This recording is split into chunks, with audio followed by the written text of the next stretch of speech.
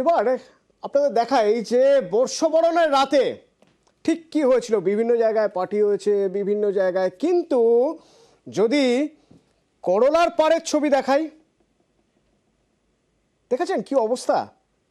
এর ঠিক আগের দিন এখানে দাপাদাপি হয়েছে, দুষ্কৃতীরা তাণ্ডব করেছে, এবং এটাই কিন্তু প্রথম নয়।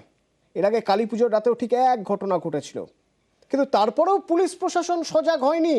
করলার পাড়ে রাত দুপুরে এই তাণ্ডব কারা করলো, সব ভেঙে চুরে দিয়ে গিয়েছে।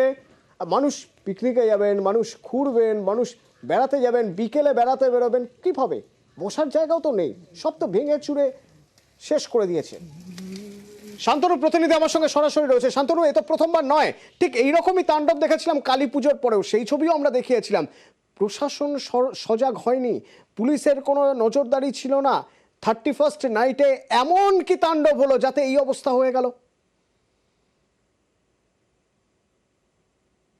বলেছিল যে তারা পদক্ষেপ নিচ্ছে, অর্থাৎ এই যে রাস্তাটি যেটা মানুষকে চলাচলের জন্য ব্যবহার করার জন্য করলা নদীর পাড়ে তৈরি করা হয়েছিল, সেই রাস্তাটিতে বারবার কিন্তু একই রকমের ঘটনা ঘটছে। কালী পুজোর রাতে রীতিমতন তছনছ করে দেয় গোটা এলাকা, বাতিস্তম্ভ ভাঙা হয়। ঠিক একইভাবে কিন্তু 31শে ডিসেম্বর রাত এবং 1 তারিখ রাতে কিন্তু তাণ্ডব চলে, যার চিহ্ন কিন্তু আমরা দেখতে পেয়েছি আজ সকাল থেকে। যারা প্রাতঃ ভ্রমণকারী আছে তারা কিন্তু বারবার এই প্রশ্নটাই তুলছেন, তারা পুলিশের ভূমিকা নিয়ে প্রশ্ন তুলছেন, প্রশাসনের নজরদারি নিয়ে প্রশ্ন তুলছেন।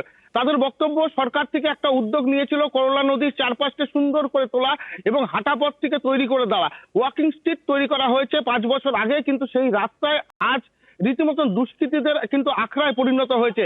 অভিযোগ সন্ধ্যা নামলেই কিন্তু দুষ্কৃতীরা এসে এখানে জড়ো হয়, তাদের যাতে কেউ কোনো রকম ভাবে ডিস্টার্ব করতে না পারে তার জন্য কিন্তু তারা এর আগেও বাতিস্তম্ভ ভেঙে দিয়েছিল, এবং গতকালকেও কিন্তু এবং তার আগের দিনও কিন্তু বেশ কিছু বাতিস্তম্ভ তারা ভেঙে দিয়েছে। অর্থাৎ রাত হলে পরে যে দুষ্কৃতীরা এখানে জড়ো হয় তার কিন্তু প্রত্যক্ষ প্রমাণও রয়েছে।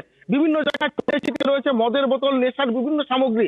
তারপরে প্রশাসন থেকে পুলিশ থেকে যে মানুষের জন্য, মানুষের প্রয়োজনে একটা রাস্তা তৈরি করা হলো, সুন্দর করে সেটাকে তৈরি করা হলো, সেটাকে নষ্ট করা হচ্ছে।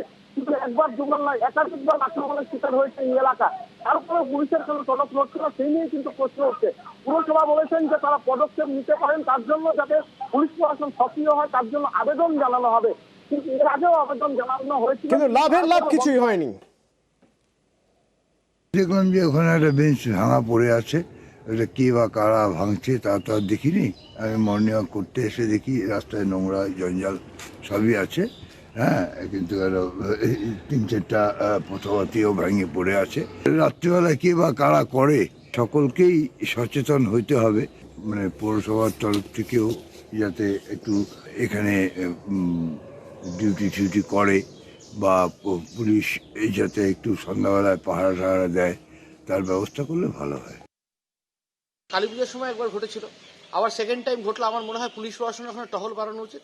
আমি নিজেও সুপারিনটেন্ডেন্ট অফ পুলিশকে অনুরোধ করবো, এছাড়া আইসি কোতোয়ালিকেও বলবো, এবং এছাড়া এলাকার মানুষকেও সজাগ হতে হবে যে কারা করছে, তাদের সম্বন্ধে সঠিক তথ্য পুলিশকে দিতে হবে। কারণ এটা তো পৌর প্রশাসন তো আর ল অ্যান্ড অর্ডার দেখে না। কিন্তু আমি নিজে উদ্যোগী হয়ে এসপি এবং আইসির সাথে নিজে কথা বলবো।